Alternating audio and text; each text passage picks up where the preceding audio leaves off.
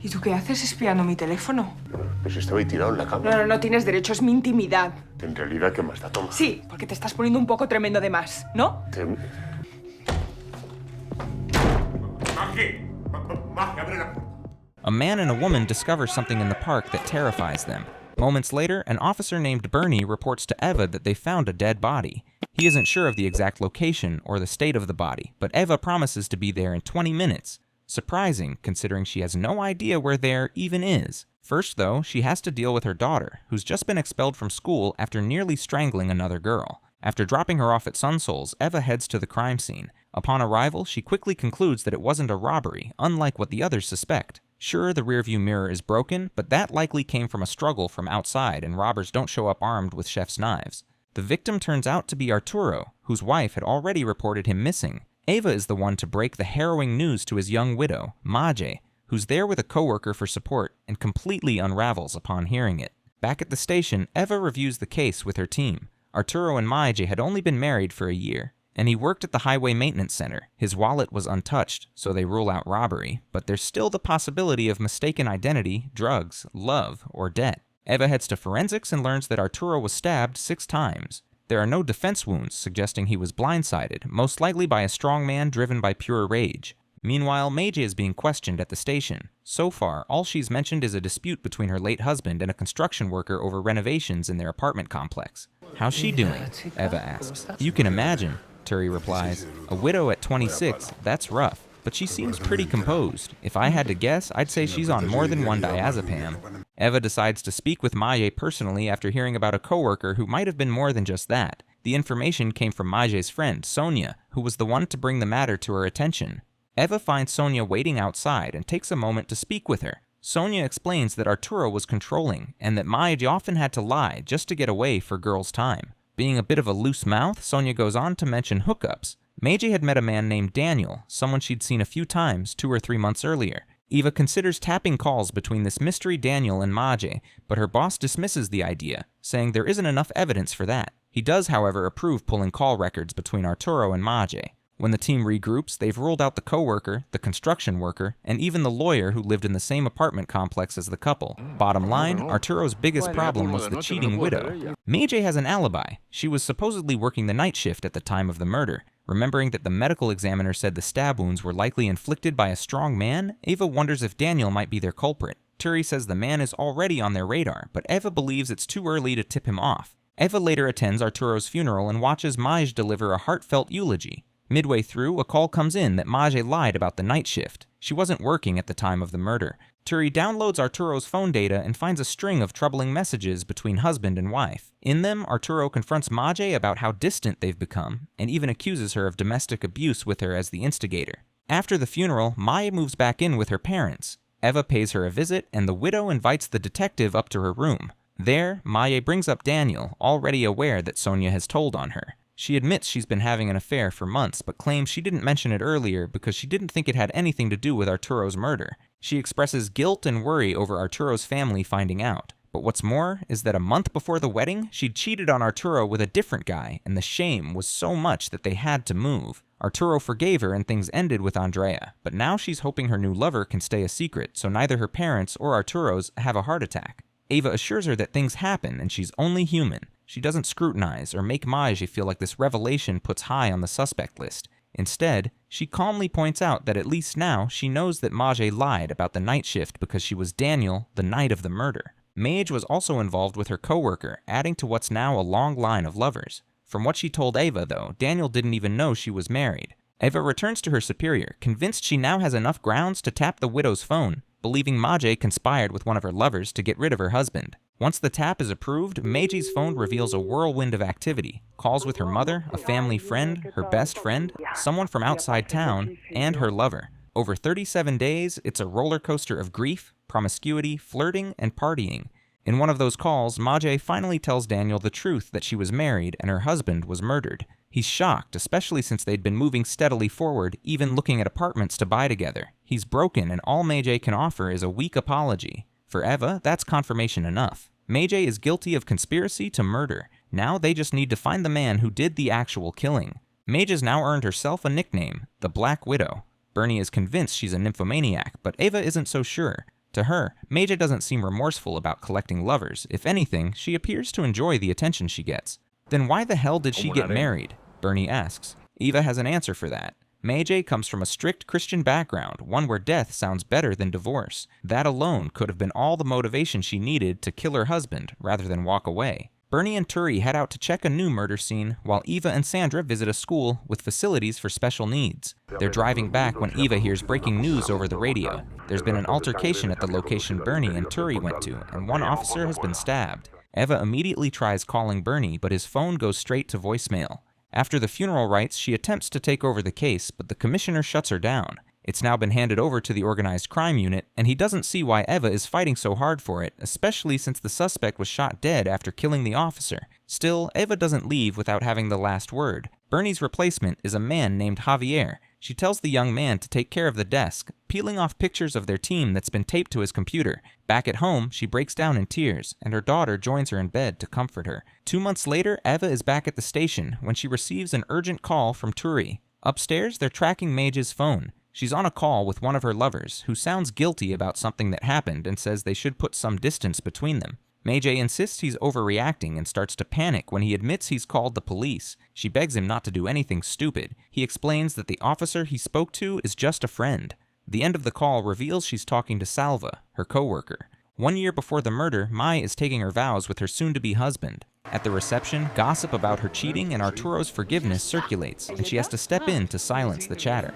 After the wedding, they move in together, but the relationship soon turns tense. One night, she suggests going out for a drink at a new place, but he refuses, saying it's too expensive and that he'd rather save the money for a night out with his friends. She works as a nurse for 2 different institutions, a nun's home and a hospital. She confides in a coworker that she isn't happy with her situation and mentions having other men who treat her better.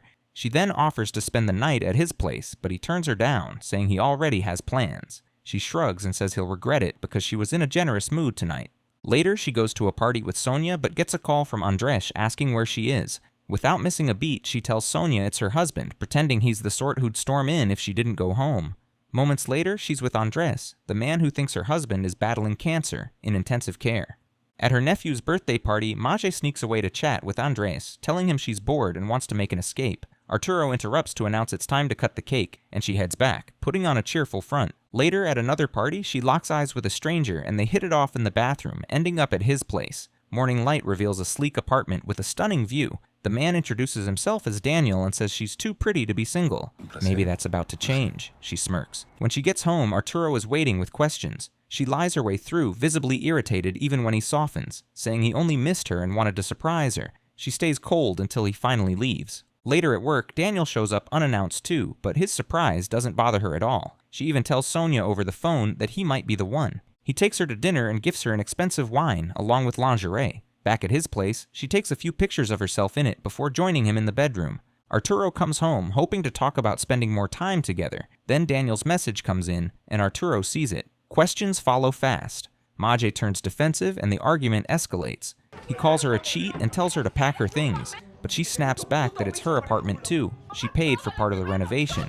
When he mentions divorce and even suggests leaving instead, she yanks him back in and storms out. A moment later, she's texting Andres, saying she hates Arturo so much she wants him dead. Since he's listening, she pushes the story that he's an abuser she's thought of killing. She slyly asks if he'll do her the favor, which is funny considering the last time she brought him up, Arturo was supposedly dying already from cancer. Thankfully, Andres suggests reporting him to the police instead. Seizing the opportunity, she cleans up, goes back to work, and finds a note from a secret admirer who hates seeing her in tears. She heads straight to Salva's trailer, sells the wife in distress routine, and paints Arturo as a monster who needs to die. Then she seduces Salva and coos that if he does her this huge favor, they can be together. A month before the murder, Salva and Maje are at work. It's been a while since they've spoken, so Maje plays her cards. She tells him Arturo's away and she's been craving affection, especially after how awful he was before he left. Salva looks at her with that dazed devotion and says, "If you want your fool to be with you, he'll be with you." They return to her place and have a good time, enough to put him well under her spell.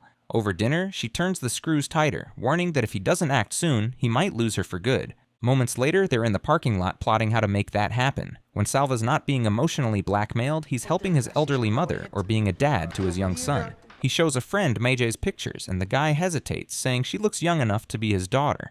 Salva keeps gushing anyway, still wondering how he managed to land someone so clearly out of his league. On his son's 18th birthday, Maje calls to say she's ready to put things in motion. Arturo will park in the designated spot, and Salva will send a coded message once it's done. He shaves, gets dressed, and rides his motorbike to the parking lot. With latex gloves on and a duffel bag over his shoulder, he walks in. Hearing voices, he quickly hides as someone gets into their car and drives off. Once the coast is clear, he pulls out a blade and tries to steady his breath, a man terrified of what he's about to do. The next time he hears movement, his nerves harden and he acts quickly, moving with purpose. When it's over, he discards the key and cleans up. After washing the bloodied knife, he buries it in his backyard. Just as they agreed, he updates his WhatsApp status, the coded signal Maje needs to know the job is done. He goes to her place, but she falls apart, crying uncontrollably. Thinking it might help, he starts describing how quick and easy it was, but she tells him to stop. He apologizes softly, saying he only wanted her to feel better. When she's calmer, curled by his side, she reasons that they should keep their distance. No calls and no meetings for a while.